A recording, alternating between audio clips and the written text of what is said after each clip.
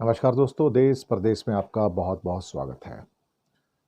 दोस्तों, ईरान की nuclear sites में जो सैटेलाइट से तस्वीरें आई हैं, उसमें बहुत कुछ छुपाने की कोशिश की जा रही है और मूवमेंट्स बहुत है वहाँ पर। बहुत तगड़ी हलचल वहाँ पर इस समय चल रही है। गोल्ड और सिल्वर में क्रैश हुआ है, बड़ा क्रैश हुआ है। बिल्कुल होना ही था, क्योंकि मैंने कल रात के अपने प्रोग्राम में कहा था कि अब जो हो रहा है गोल्ड और सिल्वर की प्राइसेस में, अब ये प्राइस इंक्रीज नहीं, अब ये पागलपन है ये। और पागलपन कोई बहुत ज़्यादा समय तक नहीं चलेगा। ये कोई आपके साथ में ऐसी वस्तु नहीं मिल गई कि आप आसमान चीर के निकल जाएंगे।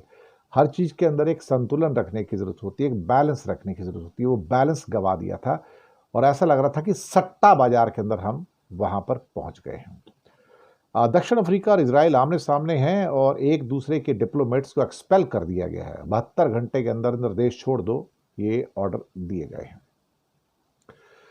स्वागत है आप सबका। तो पहली खबर पे चलते हैं कि ईरान की न्यूक्लियर साइट्स में जो सैटेलाइट तस्वीरें आ रही हैं, तो उसमें क्या छिपाने की कोशिश की जा रही है।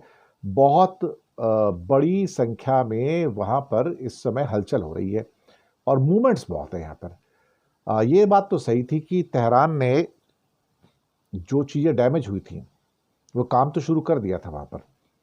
और ये भी बताया जा रहा है कि इस्फहान और नतांज, एक फोर्डो प्लांट भी था जहाँ सब ये पूरा अटैक हुए थे। यहाँ पर इमारतों के ऊपर नई छतें अब बनी हुई दिखाई दे रही हैं। जब अमेरिका ने बॉम्बिंग की थी पिछले साल, तो ये छतें वतें सब टूट गई थी वहाँ पर। लेकिन अब ये नई छतें पूरी की पूरी अब दिखाई दे रही हैं, जो ब्रांड न्यू बनी हुई है सारी की सारी। इसका मतलब है कि जो नया कंस्ट्रक्शन है वो सैटेलाइट को मुझे लगता है कि हो सकता है कवरिंग एक किस्म का है। हो सकता है कि उसके अंदर क्या हो रहा है वो किसी को पता नहीं लग रहा है, क्योंकि ऊपर से जो कवरिंग है इनके ऊपर स्लोप टाइप की हैं, वो कुछ जो भी फोटोग्राफ्स हैं उसको रोक देती हैं। तो अब रिमोट मॉनिटरिंग ही एकमात्र ज़रिया बचता है कि जिसके द्वारा आप कुछ यहाँ पर इसका पता लगे कि अंदर क्या चल रहा है।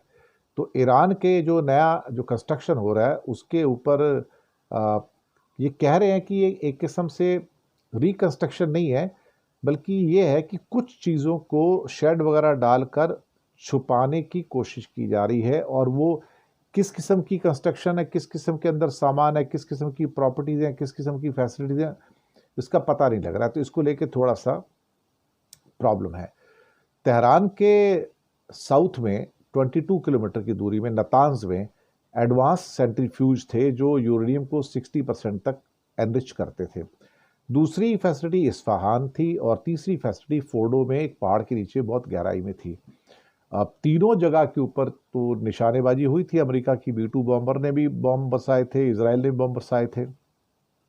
अब सवाल ही पैदा होता है कि पहले पता लगा था कि ईरान ने एनरिच्ड यूरेनियम को यहाँ से हटा लिया था। अब कहाँ रखा, किसी सीक्रेट जगह पर रखा, कहाँ रखा तो पता नहीं। लेकिन जो भी है, फिलहाल तो कुछ तस्वीरों के अंदर चीज़ें इसी किस्म की दिखाई दे रही हैं। गोल्ड और सिल्वर में एक बड़ा क्रैश आया है और ये काफ़ी बड़ा क्रैश कहा जा सकता है। अप टू 70%, अप टू 17% तक का है गोल्ड सिल्वर में। और ये शायद अब तक का सबसे बड़ा क्रैश आया है। मुझे लगता है कि ये एक्सपेक्टेड था, क्योंकि मैंने कल के प्रोग्राम में कहा था कि अब जो हो रहा है पागलपन हो रहा है। ये बैलेंस नहीं है, ये इसमें इंसैनिटी है इसके अंदर, और ये इंसैनिटी बहुत ज़्यादा टाइम तक नहीं चलेगी। और गोल्ड भी बीच में जहां बढ़कर ऑलमोस्ट 2 लाख पे टचिंग पे आ रहा था, 1,90,000 के आसपास था, और वहां से फिर एक नीचे गिर के 1,67,000 पे आया है।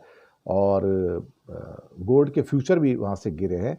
इसके अलावा चांदी तो करीब करीब 88,000 रुपीज़ डाउन होके 3,32,000 पे आ गई, जहां ये 4 लाख क्रॉस कर गई थी, 5 लाख की ओर बढ़ रही थी। और ऑल टाइम हिट 4,20,000 रुपये पर केजी को उसने टच किया था। अब ये वापस से ऑलमोस्ट 1 लाख रुपए नीचे आई है, 88,000 पे नीचे आई है और 3,32,000 पे आ गई है। इसका और गिरना भी ज़रूरी है। मुझे लगता है कि अगर आप 2 लाख तक की चांदी है तो मैं मान सकता हूँ कि चलो ठीक है, दुनिया की डिमांड को। और सोने को हर हाल में डाउन होके 1 लाख, 1,10,000, 1,15,000 इससे ऊपर नहीं आना चाहिए। बिटवीन 1 लाख एंड 1 लाख के 1 लाख के आसपास होना चाहिए। इससे ऊपर का जो है ना इनसैनिटी है, वो फिर पागलपन है। वो मुझे लगता नहीं कि ये ठीक होगा। हालांकि दुनिया में जो उथल पुथल है उसको देख के अभी कोई बहुत बड़े क्रैश की उम्मीद तो नहीं है, लेकिन करेक्शंस होंगे और धीरे धीरे करेक्शंस होंगे, और हो सकता है आने वाले कुछ दिनों में या कुछ हफ्तों के अंदर गोल्ड और सिल्वर के अंदर जो एक नॉर्मल जो प्राइसेस होती हैं वो शायद वापस आनी शुरू हों। और वो सबके हक में है, सबके लिए अच्छा है, इंडस्ट्री के लिए भी अच्छा है, लोगों के लिए भी अच्छा है। वो सभी लोग जिनके घरों में शादी ब्याह हैं, वो सोना चांदी खरीदते हैं अपने गहने बनाने के लिए, तो आज उससे भी वो महरूम हो गए हैं। तो कुछ ना कुछ तो सैनिटी जो है उसका वापस आना जो है बहुत ज़रूरी है। इस बीच में साउथ अफ्रीका और इज़राइल बिल्कुल आमने सामने आ गए हैं और दोनों ने डिप्लोमेट्स को बाहर निकाल दिया, कई डिप्लोमेट्स को, और 72 घंटे का टाइम लगाया है। खासतौर से इज़राइल के जो डेप्टी एम्बेसडर्स हैं उनको बाहर निकाल दिया और कहा कि देश छोड़ दो। और इज़राइल ने भी साउथ अफ्रीकन एम्बेसी के एक सीनियर ऑफिशियल्स को एक्सपेल कर दिया है और कहा कि आप निकल जाइए। अब अल्टीमेटली हो क्या रहा है ये कि इस टाइप के जो डिप्लोमेटिक जो स्पैट है सारी की सारी, जो एक रंजिश चल रही है आपस में, साउथ अफ्रीका और इजराइल के बीच में काफ़ी तनावपूर्ण संबंध चल रहे हैं, और ये साउथ अफ्रीका और अमेरिका के बीच में तनावपूर्ण संबंध है। तो आप समझ सकते हो कि साउथ अफ्रीका ने यूएनओ की अदालत के अंदर इजराइल पर गाजा में पैलेस्टाइन लोगों के जेनोसाइड का आरोप लगाया था, और तब से ये जेनोसाइड वर्ड सुन के नेतन्याहू चिढ़ रहे हैं, और ख़ास तौर से साउथ अफ्रीका के साथ वो उनके संबंध जो है थोड़े से ख़राब चल रहे हैं। और साथ में साउथ अफ्रीका और अमेरिका के बीच में भी थोड़ा टेंशन काफ़ी बढ़ रही है, क्योंकि G20 जो होने वाला है इस बार अमेरिका में होगा, और वहाँ पर साउथ अफ्रीका को मना कर दिया गया आने से कि तुम यहाँ पर नहीं आ सकते हो। और इससे पहले अमेरिका ने भी साउथ अफ्रीका के जो एम्बेसडर थे इब्राहिम रसूल को भी उनके कमेंट्स के लिए एक्सपेल कर दिया था। तो ये चल रहा है, इजराइल और अमेरिका दोनों इस टाइम जो है साउथ अफ्रीका के जो खिलाफ हैं वो उनका एक्शन जो है जोरों के अंदर इस टाइम हमारे सामने है। अब जो भी है जैसा भी है, और एक और खबर है कि अडानी के मामले में अडानी ने एसईसी के सामने, अदालत के सामने घुटने टेक दिए हैं, और सिक्योरिटी एक्सचेंज कमीशन से जो उनको समन्स लेने थे वो उसके लिए एग्री हो गए कि हाँ समन्स लेने को हम तैयार हो गए हैं। और ये अपने आप में मुझे लगता है काफ़ी इम्पोर्टेंट का न्यूज़ है। और जहाँ पहले मोदी सरकार ने 14 महीने तक उन समन्स को रोक रखा था, अब ये जो हालात निकल कर आए हैं, तो जब पता लग गया कि अब इनको लंबी चक्की पीसनी पड़ेगी जेल में जाके, तो अब उन्होंने वो समन लेने से एग्री कर गए हैं कि अब हम वहाँ पर हमारी जो डिफेंस की टीम है, लीगल टीम है, वो उनसे ले लेगी उसको। तो देखते हैं क्या होता है, लेट्स सी। और इसके साथ ही हम आपसे आज्ञा लेते हैं, शुक्रिया अदा करते हैं, और आपसे प्रार्थना करते हैं कि आप हमारे चैनल को स्वीकार करके सब्सक्राइब कीजिएगा।